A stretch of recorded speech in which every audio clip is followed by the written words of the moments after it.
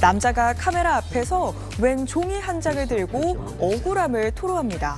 종이 속엔 드릴 사진이 담겨 있는데 얼마 전 택배로 받은 거라고 하네요. 미국 조지아주에 사는 이 남자는 중국의 한 온라인 쇼핑몰을 통해 전동 드릴을 주문하고 입금했다고 합니다. 그런데 막상 배송 기간을 기다려 받은 건 실제 드릴이 아니라 드릴 사진이었다고 하네요. 황당한 마음에 즉시 쇼핑몰 측에 항의했지만 벌써 석 달이 다 돼가도록 환불조차 이루어지지 않고 있다고 합니다. 돈도 날리고 시간도 버리고 남자는 중국 쇼핑몰 한 번 이용했다가 손해가 막심하다며 분통을 터뜨렸습니다. 우리나라 가전시장에서 거의 유일하게 중국 업체에게 점령당한 품목이 있습니다. 바로 로봇 청소기인데요.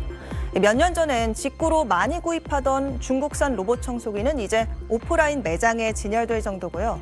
한 중국 업체는 올 상반기 우리 로봇 청소기 시장을 절반 가까이 장악했을 정도입니다. 그런데 이 청소기에 카메라가 달려 있다 보니 아무래도 해킹 우려도 이어지고 있습니다.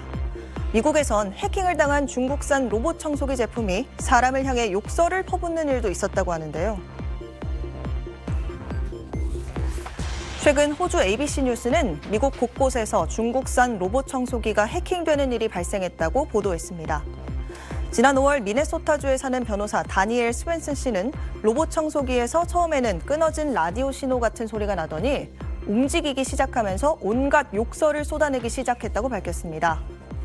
또 가족 앞에서 반복적으로 인종차별적인 단어까지 외쳤다고 전했습니다. 청소기 앱에선 누군가 카메라와 원격 제어 기능을 해킹한 흔적이 있었다고 설명하며 업체 측에 조사를 촉구했는데요. 한편 비슷한 시기 텍사스주에서도 같은 업체의 로봇 청소기가 욕설을 퍼부은 사례도 있었다고 ABC 뉴스는 전했습니다.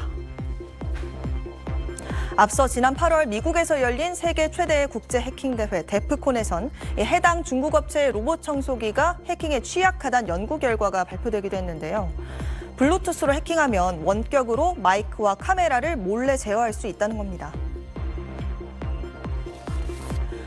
또 저장된 데이터는 사용자 계정을 삭제한다고 해도 서버에 남아 있어서 향후 로봇 청소기를 중고 구매한 사람까지 감시할 수 있고 해킹당한 제품의 일정 범위에 있는 다른 장치도 해킹될 가능성이 있는 걸로 분석됐습니다.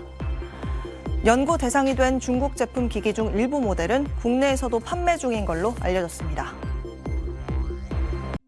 중국의 해외 직구 플랫폼 알리익스프레스, 삼성 버즈2 프로를 15,000원에 팔고 있습니다. 10배 넘게 차이 나는 가격, 어떻게 가능할까 직접 주문해봤습니다. 외형상 로고, 제품과 박스 디자인 모두 완전히 일치합니다. 하지만 음질이 크게 떨어지고 노이즈 캔슬링 기능은 없습니다. 8만 원 정도에 판매하는 갤럭시 S23 울트라는 아예 다른 제품이 배송됐습니다.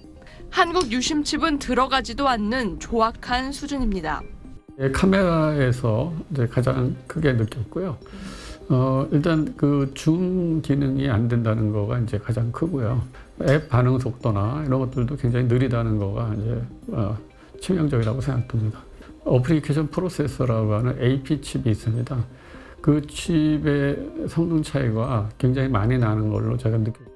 한국 브랜드 의류들도 쉽게 찾을 수 있는데 외관상 차이가 거의 없습니다. 이 정도 초저가면 사실 진품이 아니라고 보는 게 합리적이지만 도용당한 한국 브랜드들이 큰 피해를 보고 있다는 게 문제입니다. 중국 쇼핑몰의 공습에 이미 중국은 미국을 제치고 해외 직구 1위로 올라섰고 비중은 전체의 절반에 육박합니다. 지식재산권 위조로 국내 산업이 입은 피해는 한 해에 22조 원에 달합니다.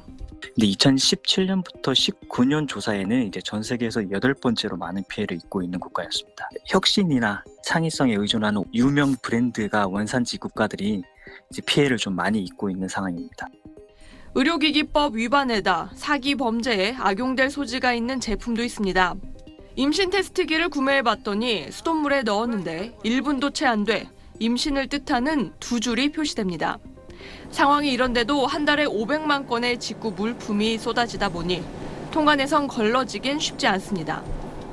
특성으로 들어오는 물품은 일단은 엑스레이를 100% 다 이렇게 돌리고 있거든요. 소형이거나 이렇게 좀 작은 물품 같은 경우에는 판독이 안 되는 경우도 있어서 알리익스프레스 측은 브랜드 보호를 위해 가짜 제품 판매자 계정 폐쇄 등을 하고 있다고 해명했는데 앱에서 팔리는 제품들을 보면 큰 변화는 없는 상황입니다. SBS 김혜민입니다.